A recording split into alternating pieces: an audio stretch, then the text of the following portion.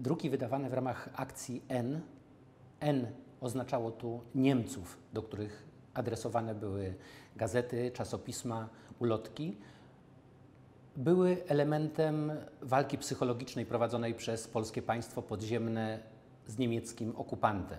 Miały podważać wiarę w III Rzeszę, w niezwyciężoną niemiecką armię, w nieomylność Adolfa Hitlera.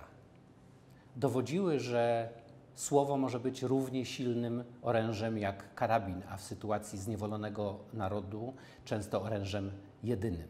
Referat akcji N był częścią Biura Informacji i Propagandy Komendy Głównej Armii Krajowej. Na jego czele stał Tadeusz Rzęczykowski, po wojnie wicedyrektor Rozgłośni Polskiej Radia Wolna Europa. Zaangażowani w akcję byli historycy, geografowie, przede wszystkim ludzie świetnie znający język niemiecki i znający niemiecką mentalność, ponieważ wydawane w ramach akcji N druki miały Niemców przekonać, przestraszyć i skłonić do zastanowienia, czy wojna, którą wywołał Hitler, służy przede wszystkim im. Ta praca wiązała się z ogromnym ryzykiem, ponieważ Niemcy długo byli przekonani, że druki wydawane w ramach akcji N to efekt działalności jakiejś antyhitlerowskiej opozycji, która narodziła się wśród samych Niemców. Na początku nie podejrzewali, że za drukami, obwieszczeniami, gazetami publikowanymi w języku niemieckim stoją Polacy. Próbowali odnaleźć tych autorów i długo to im się nie udawało. To, co ukazywało się w ramach akcji N, afisze na ulicach miast, gazetki, wymagały przede wszystkim dostarczenia Niemcom. Plakaty nalepiane na murach były paradoksalnie rzeczą najprostszą. Trudniej było dostarczyć do rąk Niemców gazetki. Podrzucano je na dworcach, podrzucano je w szpitalach polowych, podrzucano je w publicznych toaletach. Dzięki pracownikom Poczty Polskiej dodawano je do paczek z gazetami niemieckimi, które szły na front. Tam trafiały wprost w ręce Niemców.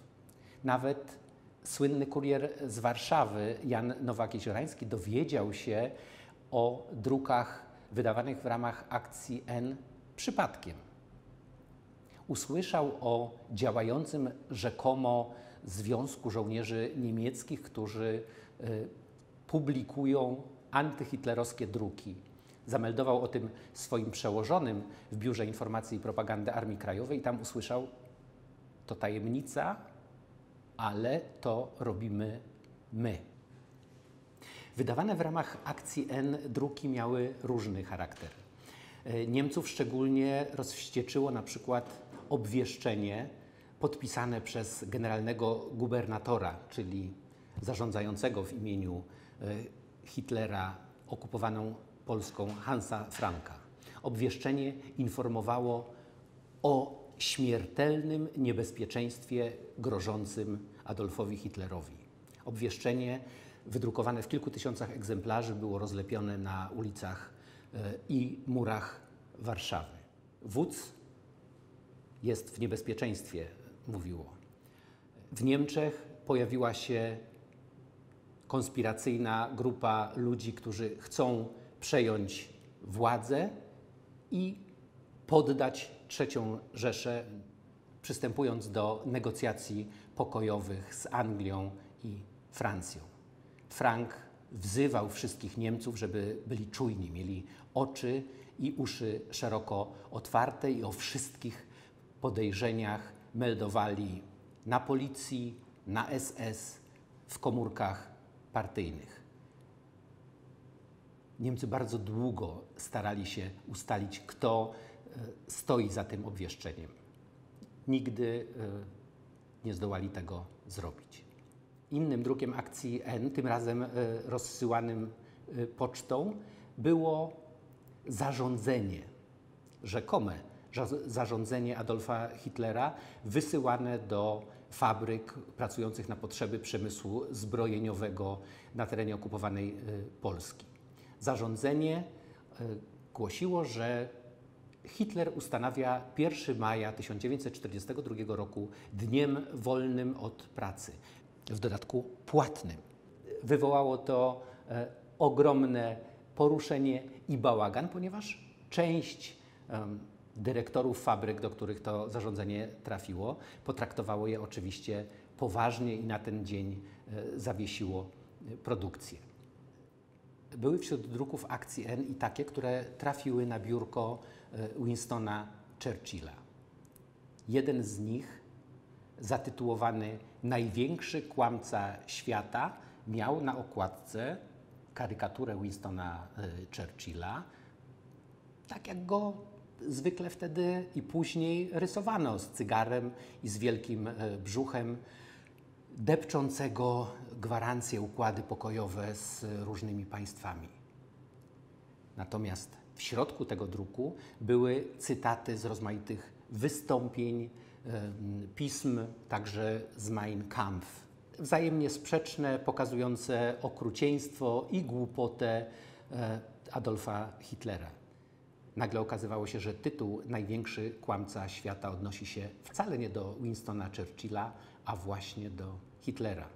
Na drugiej z takich ulotek, które trafiły do Winstona Churchilla, dostarczone mu przez Jana Nowaka-Jeziorańskiego, widniał Józef Stalin i tytuł brzmiał Czerwony terror. Natomiast w środku opisane były akty zbrodni dokonywanej na Polakach na terenach okupowanych przez armię niemiecką. Takie druki trafiały także w ręce Niemców, podważając wiadomości, informacje przedstawiane im, wtłaczane do głowy przez oficjalną propagandę III Rzeszy. Najwięcej w ramach akcji N wydawano gazetek i czasopism. Często pod tymi samymi tytułami, pod którymi ukazywały się gazety niemieckie, w bardzo podobnej szacie graficznej, zawsze świetnie pisane po niemiecku. Tylko w środku treści były zupełnie inne niż przedstawiała oficjalna propaganda III Rzeszy. Jedno z takich czasopism, Der Frontkämpfer, czyli żołnierz frontowy, gazetka wydawana rzekomo przez żołnierzy niższych rang, szeregowców, starszych szeregowców, uderzała w urzędników Partii Narodowo-Socjalistycznej, w wysokich dowódców SS, pokazując kontrast między rzeczywistością, w jakiej żołnierze prowadzili walkę, zwłaszcza na froncie wschodnim, a tą rzeczywistością, w której żyli urzędnicy III Rzeszy. Inne czasopismo, Der Hammer, było z kolei socjaldemokratycznym pismem sugerującym, że w Niemczech powstała opozycja złożona z starej generalicji, tej, która wywodziła się jeszcze z armii pruskiej, arystokracji niemieckiej, która to opozycja spiskuje w celu odsunięcia od władzy Adolfa Hitlera i przystąpienia do pokojowych negocjacji z Stanami Zjednoczonymi, Anglią, Francją, czyli w rozumieniu oficjalnej propagandy III Rzeszy byli to zdrajcy. Jednocześnie Niemcom, którzy czytali te pisma, dawały one poczucie, że nie wszystko jest tak, jak mogą przeczytać w oficjalnych gazetach, nie wszystko jest tak, jak mogą usłyszeć w oficjalnym radiu, że nie wszyscy Niemcy popierają swojego wodza, nie wszyscy żołnierze są szczęśliwi, mogąc przebywać wiele miesięcy na froncie, nie wszystkie niemieckie rodziny zadowolone są z tego, że ich bracia, synowie, ojcowie zamarzają pod Stalingradem i giną na różnych frontach Europy. Szczególnym pismem wydawanym w ramach akcji N był miesięcznik Der Klabautermann. miesięcznik satyryczny, składający się głównie z rysunków i krótkich tekstów, wymierzonych oczywiście w tych samych ludzi, w których wymierzone były gazetki i druki, o których była już mowa. Der Klabautermann pokazywał, że w czasie, kiedy wysłani na front żołnierze giną, nazistowskie elity dobrze się bawią, są syte, pięknie ubrane i żyją bez większych kłopotów. Na okładce jednego z numerów Klabautermana widać było wszechwładnego ministra III Rzeszy w otoczeniu dobrze ubranych SS-manów, który wysyła na front ochotników. Krzyczy z trybuny: ochotnicy naprzód! Ci ochotnicy to starcy, kaleki, kobiety i dzieci. Na kolejnej z okładek widać ruiny, wśród ruin leżące trupy, a wśród tych trupów szczury, robaki i psy. Wszystkie mają głowy Adolfa Hitlera. Podpis pod tym rysunkiem brzmi następująco. Najpierw pytanie: jaki będzie efekt naszej wielkiej, zwycięskiej wojny? I odpowiedź: śmierć i rozpacz.